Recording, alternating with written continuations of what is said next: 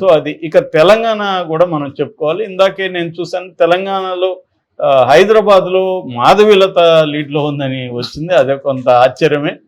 ఎందుకంటే ఎవరు కూడా ఏ ఎగ్జిట్ పోల్ కూడా గెస్ చేయలేదు. ఇప్పటి వరకు అయితే మాత్రం కాంగ్రెస్ బీజేపీ పోటాపోటీగా ఉన్నాయి. మొత్తం 15 నియోజకవర్గాల్లో లీడింగ్ గురించి మనకు వార్తలు వస్తే అందులో మన మాధవీలతను దాటేసింది ఇప్పుడే. ఎంఐఎం లీడ్లోకి వచ్చింది మాధవీలతను దాటి.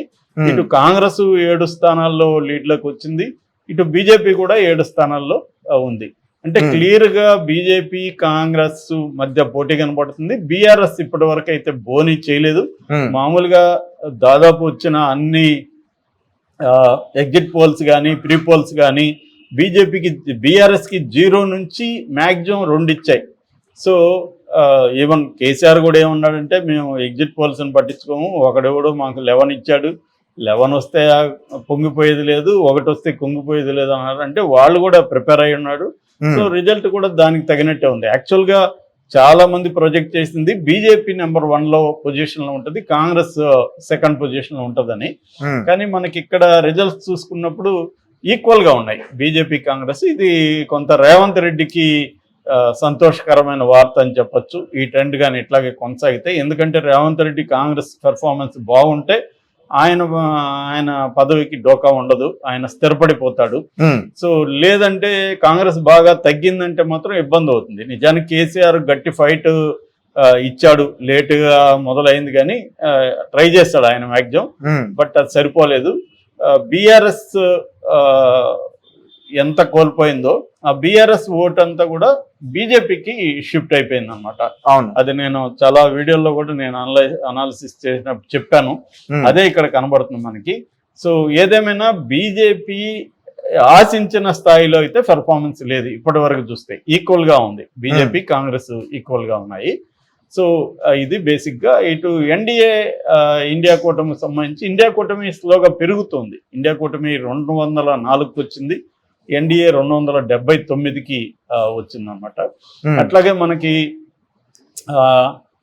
ఇప్పుడు అక్కడ అసెంబ్లీలో ఆంధ్రప్రదేశ్ అసెంబ్లీ చూస్తే 83 లీడ్లో వచ్చాయి. కొద్దిగా వైసీపీ మెల్లగా పెరిగింది, 11 నుంచి 17కి వైసీపీ వచ్చింది. ఇదేమో 67కి వచ్చింది. ఇంకా గ్యాప్ అయితే విపరీతంగా ఉంది. మరి వైసీపీ అయితే కొద్దిగా జంప్ చేసిందని చెప్పాలి. 11 నుంచి ఒక 6 జంప్ చేసి ఒక్కసారిగా ముందుకెళ్ళింది. మరి ఇది చూడాలి. ఎందుకంటే వైసీపీ ఏమన్నా వైసీపీ ఆయన చెప్తున్నట్టు వాళ్ళ ప్రతినిధులు వైసీపీ వాళ్ళు మేము గెలిచేవి ఇంకా అనౌన్స్ చేయలేదు, వాళ్ళు గెలిచేవి చేస్తున్నారు బిగినింగ్ లో, అందుకని మీకు అలా అనిపిస్తుంది అన్నాడు. కానీ మరి చూడాలి. ఇప్పటికైతే ఇప్పుడు చూస్తే మాత్రం ఓన్లీ 17 మాత్రమే వైసీపీకి ఉన్నాయి, 67 వాళ్ళకు ఉన్నాయి. కాబట్టి ఇప్పుడు కూడా 50 లీడ్లో ఉంది. 50 లీడ్లో ఉండడం అంటే మాటలు కాదు, వాళ్ళకంటే ఎక్కువ 50 ఉన్నారు వీళ్ళు. కాబట్టి నాకు తెలిసి ఎంత పెరిగినా కూడా వైసీపీ దీన్ని అందుకోవడం కష్టం. అంటే 50 అహెడ్లో ఉంది కదా, 50 అహెడ్లో ఉంటే 50ని అందుకోవాలి వాళ్ళు. సార్ అలాగే మంగళగిరి ముఖ్యంగా లోకేష్ గారు లాస్ట్ టైం అక్కడ మనం ఓడిపోవడం చూసాం. మరి ఈసారి ఆధిక్యంలో ఉన్నారంటూ కూడా, ఈసారి ఆధిక్యంలోనే ఉన్నాడు లోకేష్ కూడా. లోకేష్ కూడా క్లియర్ గా ఈసారి గెలిచే అవకాశం ఉంది. సో మనకి యాక్చువల్ గా ఆరామస్థాన్ సర్వే తప్పైంది ఓవరాల్ గా ఇప్పటి వరకు మనం చూస్తే. బట్ ఆరామస్థాన్ ఒక విషయంలో కరెక్ట్ అయింది, అదేంటంటే పవన్ కళ్యాణ్ గెలుస్తాడని చెప్తున్నాడు, తర్వాత చంద్రబాబు గెలుస్తాడని చెప్తున్నాడు, నందమూరి బాలకృష్ణ గెలుస్తాడని, నారా లోకేష్ గెలుస్తాడని, పురంధేశ్వరి గెలుస్తుందని, జగన్ గెలుస్తాడని ఇవన్నీ చెప్పాడు. అది కరెక్ట్ గానే ఉంది. జగన్ లీడ్ లో ఉన్నాడు, తర్వాత పురంధేశ్వరి లీడ్ లో ఉంది, లోకేష్ లీడ్ లో ఉన్నాడు, పవన్ కళ్యాణ్ లీడ్ లో ఉన్నాడు. సార్ అలాగే ఆరామస్థాన్ ముఖ్యంగా ఈ వైఎస్ఆర్సీపీ ఎవరైతే ఉన్నారో ఇప్పుడు మంత్రులుగా రోజా గాని, నాని గారు గాని, వల్లంనేని వంశీ గాని, వీళ్ళందరూ కూడా మాక్సిమం ఓడిపోయే అవకాశాలు ఎక్కువ ఉన్నాయి అన్నాడు. ఇప్పుడు మనం చూసుకుంటే కనిపిస్తుంది వాళ్ళందరూ కూడా వెనకంజలో ఉన్నారు. ఇప్పుడు క్లియర్ గా మనకి ఇప్పటికి కూడా గోరంట్ల బుచ్చయ్య చౌదరితో స్టార్ట్ అయింది, ఆయన లీడ్ లో ఉన్నాడు. ఆ తర్వాత రోజా దీంట్లో ఉంది, రోజా ఓడిపోయే కండిషన్ లో ఉంది. అక్కడ భానుప్రకాష్ లీడ్ లో ఉన్నాడు. తర్వాత ఏమో నువ్వు అన్నట్టు గుడివాడలో నాని కూడా వెనకబడి ఉన్నాడు. సో అట్లాగే విజయవాడలో నానిలో ఇద్దరు నాన్నల మధ్య చిన్ని నాని వీళ్ళిద్దరి మధ్య అన్నదమ్ముల మధ్య వారిలో చిన్నినే డామినేషన్ లో ఉన్నాడు. సో మనకి పార్లమెంట్కి వచ్చేసరికి 12 మొత్తం లీడ్లకు వచ్చాయి. అందులో టీడీపీ, బీజేపీ, జనసేన 10 లీడ్లో ఉన్నాయి. వైసీపీ 3 వచ్చింది. అంటే కొత్తగా వైసీపీ ఒక లీడ్లోకి వచ్చింది పార్లమెంట్లో. ఏదేమైనా అదే రేషియోలో మనకు కనబడుతుంది. పార్లమెంట్లో చూసుకుంటే ఓవరాల్గా 10 వస్తే 3 మాత్రమే వైసీపీ ఉంది, మిగతా 7 కూటమి ఆధిక్యంలో ఉంది. అందులో కూడా టీడీపీ డామినెంట్గా కనబడుతుంది. అంటే టీడీపీకి ఇది చాలా పెద్ద విజయంగా చెప్పుకోవచ్చు. ఎందుకంటే కూటమిలో కూడా బీజేపీ మీద, జనసేన మీద ఆధారపడే పరిస్థితి టీడీపీకి రాదు. టీడీపీ బ్రహ్మాండమైన మెజార్టీతో టీడీపీ అధికారంలోకి వచ్చే అవకాశం కనబడతా ఉంది. అందువల్ల ఏమవుతుందంటే చంద్రబాబుకి బ్రహ్మాండమైన కంట్రోల్ ఉండే అవకాశం ఉంది కూటమి మీద. అట్ ది సేమ్ టైం చంద్రబాబుకి ఇంకొక అడ్వాంటేజ్ ఏంటంటే మనకి ఇండియాలో నరేంద్ర మోడీకి కంప్లీట్ ఆధిక్యం కనబడట్లేదు. ఎందుకంటే ఇండియా కూటమి 266 ఉంది. సారీ, ఎన్డీఏ కూటమి, ఇండియా కూటమి 217కి పెరిగింది. కాబట్టి అబ్సల్యూట్ మెజారిటీ లేనప్పుడు ఏమవుతుందంటే మోడీ చంద్రబాబు మీద డిపెండ్ అవ్వాలి. ఎందుకంటే ఎన్డీఏ కూటమిలో బలమైన పార్ట్నర్స్ లేరు మనకి.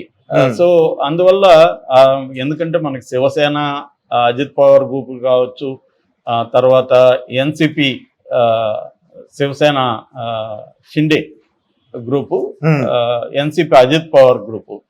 సో వీళ్ళు దీని తర్వాత ఇంక చంద్రబాబే మనకి. సో మేజర్ పార్ట్నర్ చంద్రబాబు అవుతాడు. కాబట్టి చంద్రబాబుకి ఇక్కడ ఆల్రెడీ ఇప్పుడు 9 పార్లమెంట్ స్థానాల్లో లీడ్లో ఉంది టీడీపీ.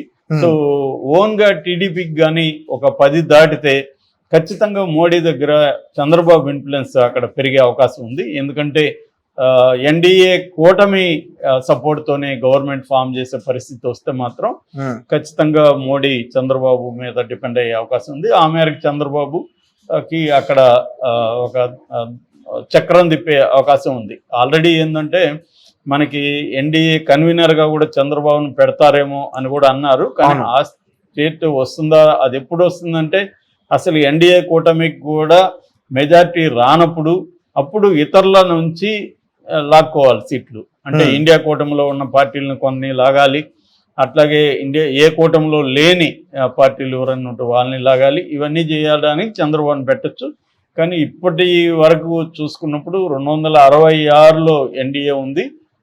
అది కానీ 272 దాటేస్తే ఇబ్బంది ఏమీ పెద్దగా ఉండదు. సార్, పిఠాపురంలో పవన్ కళ్యాణ్ గారు ఇప్పటి వరకు 7,352 ఓట్లతో లీడింగ్ లో ఉన్నారంటూ కూడా ఇప్పుడు చూస్తున్నాం. అవును, పిఠాపురం క్లియర్ గా యాక్చువల్గా మధ్యలో పిఠాపురంలో వంగ గీత వస్తుంది, పవన్ కళ్యాణ్ ఓడిపోతాడని కూడా వార్తలు వచ్చాయి. అయితే మెల్లమెల్లగా బెట్టింగ్లు పవన్ కళ్యాణ్ మీద బెట్టింగ్లు బాగా పెరిగాయి. ఆ రకంగా తీసుకున్నప్పుడు పవన్ కళ్యాణ్ మంచి మెజార్టీతోనే గెలిచే అవకాశం ఉంది. ఈవెన్ ఆరామ్ మస్తాన్ కూడా పవన్ కళ్యాణ్ మంచి మెజార్టీతో గెలుస్తాడని తను చెప్పాడు. ఆ విషయం అయితే కరెక్ట్ అయింది. సో ఓవరాల్ గా వైసీపీ లీడ్ అనేది 17 నుంచి 15 పడిపోయింది, మళ్ళీ తగ్గిపోయింది. ఇదేమో పెరిగింది, 79కి లీడ్కి వెళ్ళిపోయినాయి. సో క్లియర్ గా మనకి వైసీపీ తగ్గుతూ వస్తుంది, టీడీపీ కూటమి పెరుగుతూ వస్తుంది. అందులో జనసేన కూడా 9 నుంచి 11కి వెళ్ళింది. సో క్లియర్ గా జనసేన కూడా ఒక 15 వరకు వస్తుందా అన్న ఫీలింగ్ అయితే కనపడుతుంది. నుంచి 65 తేడా వచ్చేసింది.